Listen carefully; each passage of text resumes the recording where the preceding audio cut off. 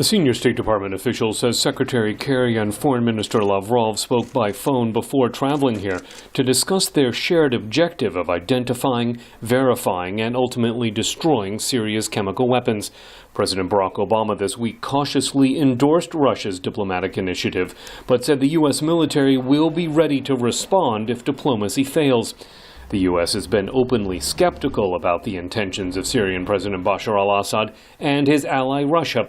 State Department spokeswoman Jen Psaki. Well, we certainly have a long and winding history with the Russians. So again, we're going into this eyes wide open.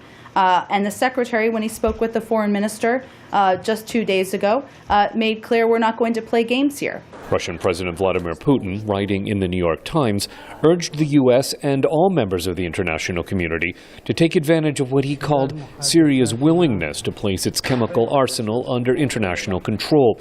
United Nations officials are optimistic about these U.S.-Russian talks here in Geneva. Spokesman Farhan Haq. The Secretary General strongly welcomes the emergence of serious international discussions that could lead to an agreement in the Security Council to secure and destroy Syria's chemical weapons so as to prevent their use. President Obama blamed Syrian forces for a deadly chemical attack last month near Damascus.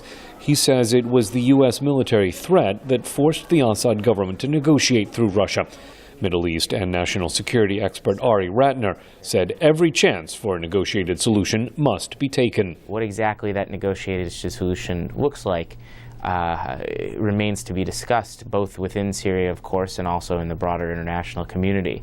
But if this past 2 weeks of build-up to war, which have been quite chaotic in many respects, achieve something, a push towards diplomacy, even if it ultimately fails, it ought to be tried one last time. Ratner says those opposing forces in Syria would be more willing to reconsider military action if they saw that diplomatic efforts were made to resolve the crisis.